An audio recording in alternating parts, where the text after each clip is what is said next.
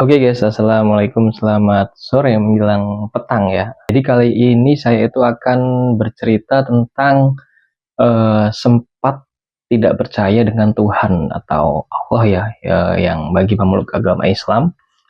Dan itu kenapa bisa terjadi? Nah itu nyambung cerita yang dulu pas usaha bangkrut itu langsung down kan, dan kuliah juga otomatis langsung pilih udah keluar aja gitu kan. Dan itu sempat membuat saya itu kayak berpikiran, kenapa ini semua terjadi kan gitu kan. Padahal ya mungkin masih harta orang tua dan lain sebagainya. Cuman ya kita ikut merasakan juga. Jadi saya udah sholat terus puasa dan lain sebagainya, sedekah. Itu kedua orang tua juga melakukannya. Tapi kenapa dia malah diambil semua gitu kan. Dan habis malah apa gantinya juga perumahan juga yang masih berhutang juga. Nah itu sempat mikir begitu kan. Jadi waktu itu saya ya nggak melakukan ibadah, nggak sholat, dan ya karena itu kecewa itu tadi sama Tuhan kan. Cuman itu dalam waktu beberapa minggu doang. Jadi sempat nggak sholat dan lain sebagainya, itu hati merasa gelisah dan kayak apa namanya, nggak tenang. Iya bener, nggak tenang. Dan oke, seminggu berlangsung itu saya mencoba kembali untuk apa sholat, tapi ya dikit-dikit, maksudnya langsung nggak 5 waktu juga gitu kan dulu. Nah itu kelam sekali. Mungkin dulu muka yang nggak enak dilihat, kayak lemas lesu gitu kan, terus nggak seger gitu. Habis itu udah berlalu, saya kembali lagi untuk berusaha mempercayai. Lagian kalau kita misalnya nggak sholat pun Tuhan nggak rugi gitu kan. Nah, yang rugi malah kita. Nah itu. Dan kejadian itu tuh nggak sekali, berarti ada yang kedua. Setelah saya pulang dari Malaysia, itu pada tahun 2018 akhir ya. Nah itu saya berusaha membuka usaha kan itu kan. Terus rumah, iya bener, rumah yang beli masih kredit itu ternyata belum tuntas juga, masih banyak. Padahal saya ya tiap bulan kirim walaupun nggak banyak pas saat di Malaysia. Tapi mendengar itu semua karena kurang berapa ya, 50 juta kayaknya ya. Tapi itu cuman pokoknya dan bunganya itu 40 juta, berarti total 90 juta. Itu kan gila kan itu kan bunganya. Nah itu daripada kita pusing, kita jual lagi tuh rumah ke sama orang tua kan. Jadi gini, ada opsi rumah dijual apa nanti disita, kita nggak dapat apa-apa gitu kan.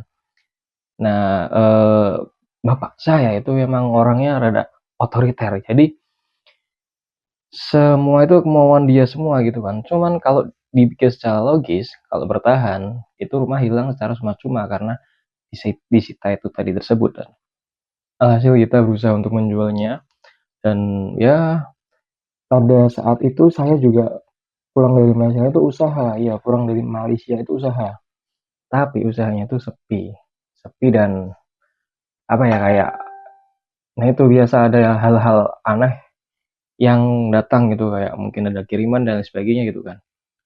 Beberangan sama itu, saya juga mengalami masalah masalah asmara. Jadi saya LDR Malaysia Batang, dan cewek saya selingkuh, dan selingkuhnya itu wow banget, kayak sama teman sendiri. Itulah pokoknya nggak baik kalau diceritakan. Nah itu berarti ada 3 problem, yaitu rumah mau disita, terus usaha sepi, dan selingkuh. Nah itu di situ saya merasa kok gini banget gitu ya, kayak aku udah berusaha nih, saya udah berusaha nih semaksimal mungkin buat memperbaiki, tujuannya buat keluarga, buat adik-adik gitu, tapi ya tetap aja nggak dikasih gitu kan. Jadi kayak itu murka banget saya, kayak apa sih gitu kan. Nggak, kejadian lagi, nggak sholat, nggak ibadah gitu kan. Dalam kurun waktu berapa ya? Mungkin ada mau 2 minggu kayaknya, iya. Cuman dalam hati saya itu kalau kita tidak sholat itu ya emang merasa kurang, jadi ada yang ngeganjal gitu kan. Kita masih ada masalah itu, ya harusnya itu mendekat kepada Sang Pencipta gitu kan. Kita berdoa, kita minta petunjuk gitu kan. Yang namanya hidup ya yaitu problem-problem terus. Dan tapi alhamdulillahnya saya itu nggak kepikiran buat kayak ya semacam minum, terus ya main wanita, apa ya menjerumus ke hal yang negatif ataupun bunuh diri. Nah itu, dulu tuh masalah udah kayak berat banget kan. Nah itu, selang 2 minggu itu emang ya itu hancur-hancurnya banget itu. Jadi saya nggak sholat dan ya pokoknya kayak udah nggak percaya lagi gitu kan. Cuman memang kalau kayak misalnya kita menjauh itu, maka Sang Pencipta akan semakin jauh gitu kan. Hasil ya saya berusaha lagi untuk kembali masuk ke jalur yang benar. Nah, ya dengan cara melihat video yang bangkrut gitu kan, orang-orang yang udah collab gitu kan. Itu ternyata masalah saya itu sepele dibandingkan mereka gitu kan. Cuma berapa puluh apa ratus juta, tapi yang lain itu bermiliar-miliaran gitu kan. Nah, dari situ saya ambil sisi positifnya, itu aja masalah mereka udah berat banget kan, kayak udah nggak punya apa-apa gitu kan. Ya ya udah gitu. Jadi dan ceritanya di rumahnya bisa terjual dan alhasil kita kontrak 3 tahun dan itu sisa uang yang ternyata masih bisalah buat bertahan hidup gitu kan dulu kan. Nah mungkin itu cerita saya yang sempat tidak percaya dengan Tuhan ya, mungkin ya ambil hikmahnya aja, ambil yang positif, jangan begitu. Tidak itu, jangan tidak percaya lagi gitu kan. Kita harus percaya sama Sang Pencipta, berdoa terus, ya berusahalah. Ya istilahnya kita masih bisa makan, bisa nafas, masih pakai pakaian yang rapi aja itu udah syukur, alhamdulillah kan, itu sebuah kekayaan gitu kan. Nah, udah ya, bye bye, see you.